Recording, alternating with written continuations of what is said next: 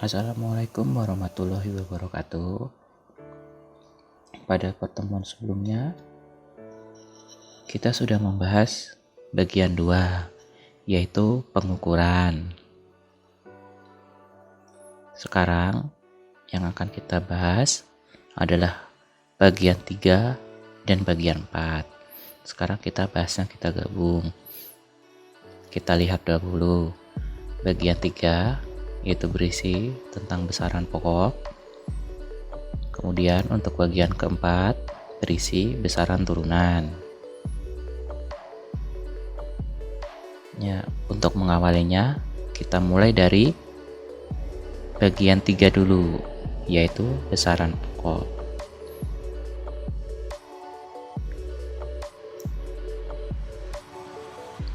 Nah, diawali dengan sebuah pertanyaan, besaran pokok apa itu? Jadi apa yang dimaksud besaran pokok? Apakah kamu sudah tahu besaran pokok? Kalau belum tahu, dan kalau mau tahu, mari kita lanjutkan.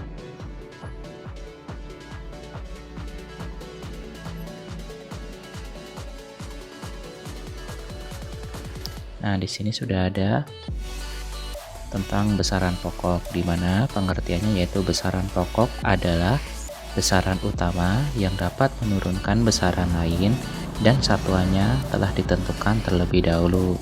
Nah, ini merupakan pengertian dari apa itu besaran pokok. Nah, jadi yang harus diingat adalah besaran pokok itu merupakan besaran utama yang mana satuannya telah ditentukan terlebih dahulu. Nah, itu inti dari pengertian besaran pokok. Nah, di sebelah kanannya ini ada tabel tentang macam-macam besaran pokok. Jadi besaran pokok ini ada 7, yaitu panjang, massa, waktu, suhu, kuat arus, jumlah molekul zat, serta intensitas cahaya.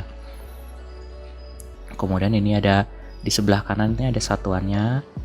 Untuk panjang itu satuannya meter, untuk massa itu satuannya kilogram, untuk waktu satuannya second, untuk suhu satuannya Kelvin, kuat arus satuannya ampere, jumlah molekul zat satuannya mol, dan intensitas cahaya itu satuannya kandela. Nah, di sini di sebelah paling kanan tabel ini juga ada lambang satuannya. Untuk meter itu satuannya M, huruf M kecil lambangnya. Untuk kilogram itu lambangnya kg dengan huruf kecil. Kemudian second itu lambangnya S, S-nya itu kecil. Kemudian Kelvin, nah ini lambangnya adalah K, K-nya ini adalah huruf kapital. Kemudian untuk ampere, lambangnya itu adalah A. A di sini huruf kapital. Kemudian untuk mol, lambangnya juga mol, tetapi hurufnya ini kecil.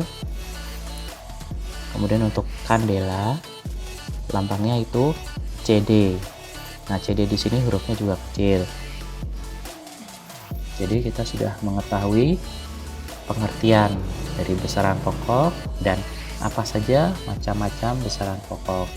Dan besaran pokok itu ada 7 ya.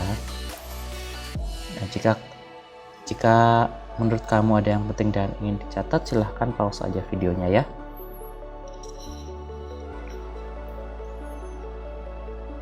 Oke, kita lanjutkan ya ke bagian selanjutnya.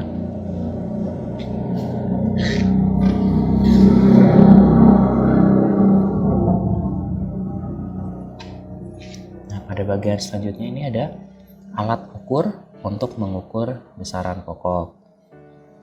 Jadi besaran pokok yang tadi, untuk mengukurnya itu ada alat ukurnya tersendiri. Bisa kita lihat pada tabel yang telah tersedia ini.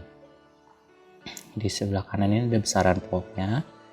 Kemudian di sebelah kiri ini ada besaran pokok, dan di sebelah kanan ini ada alat ukur yang digunakan.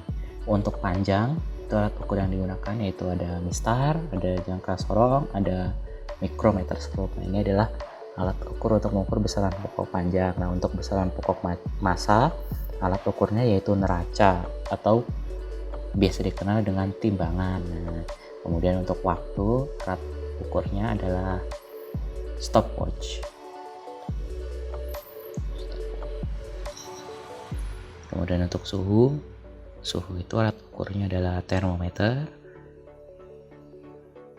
Kemudian untuk watt arus listrik, alat ukurnya yaitu ampere meter. Nah, untuk jumlah molekul zat ini ada keterangan tersendiri. Jadi jumlah molekul itu tidak diukur secara langsung. Di sini ada keterangannya. Bisa dibaca di bawah tabel. Untuk mengetahui jumlah zat, terlebih dahulu itu diukur massa zat tersebut. Nah, untuk lebih lengkapnya ini akan kamu pelajari pada bidang studi kimia pada jenjang yang lebih lanjut.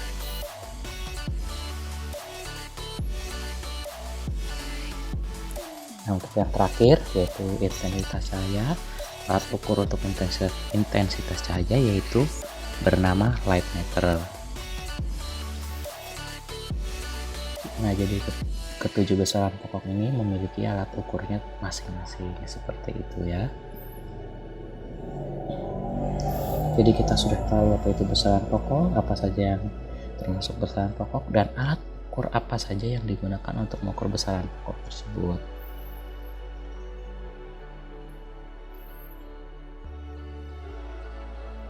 Oke, sekarang kita lanjutkan ya. Yang bagian keempat yaitu besaran turunan.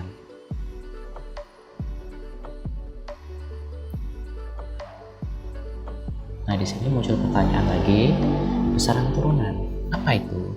Jadi, apa yang dimaksud dengan besaran turunan? Apakah kalian sudah tahu besaran turunan? Kalau belum tahu dan jika mau tahu, mari kita lanjutkan. Nah, di sini sudah ada besaran turunan. Ini ada pengertiannya. Jadi besaran turunan adalah besaran yang diturunkan dari besaran pokok. Jadi pengertian besaran turunan itu adalah besaran yang diturunkan dari besaran pokok yang sudah kita bahas sebelum itu tadi, dari 7 besaran pokok itu tadi. Nah, di sini sudah ada tabel beberapa contoh besaran pokok dan satuannya. Ini ada contohnya besaran turunannya itu percepatan, massa jenis, gaya, luas, volume, tekanan, serta usaha. Nah, di sebelah kanannya ini ada satuannya untuk besaran turunan. Kecepatan itu satuannya meter per second, percepatannya itu satuannya meter per second pangkat 2 atau kuadrat, massa jenis itu satuannya kilogram per meter pangkat 3 atau meter kubik ya. Kemudian gaya itu satuannya newton. Untuk luas itu satuannya meter pangkat 2 atau meter persegi. Untuk volume itu satuannya meter pangkat 3 atau meter kubik. Kemudian besaran turunan tekanan itu satuannya Pascal, dan besaran turunan usaha itu satuannya Joule. Nah, di sini di sebelah kanan tabel, di sisi paling kanan ini sudah ada lambang satuan dari satuan besaran turunan tersebut. Kita bisa lihat di sini.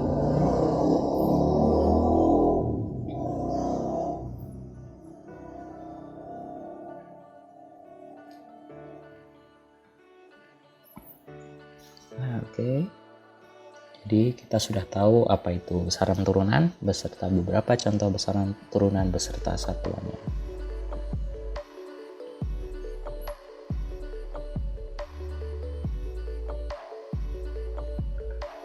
Ya, jika ada yang penting dan ingin dicatat, silakan di pause saja videonya. Oke, ternyata pembahasan kita pada objek pada bab ini, pada bab objek IPA dan pengamatannya ini sudah selesai. Sekarang kita sedikit review dulu ya. Jadi yang sudah kita pelajari pada bab ini yaitu yang pertama penyelidikan IPA, kemudian yang kedua yaitu pengukuran, kemudian yang ketiga yang kita bahas kali ini yaitu besaran pokok, serta yang keempat yang barusan kita bahas yaitu besaran turunan. Oke, sampai jumpa di pertemuan selanjutnya ya. Kawan-kawan boleh like kalau suka, boleh dislike kalau tidak suka, boleh subscribe juga biar nggak ketinggalan pembahasan selanjutnya. Saya mohon maaf jika ada kesalahan dan kekeliruan yang saya ucapkan. Silahkan kawan-kawan boleh koreksi atau memberi saran serta masukan. Semuanya bisa disampaikan di kolom komentar. Terima kasih. Semoga apa yang saya sampaikan ini bermanfaat. Wassalamualaikum warahmatullahi wabarakatuh.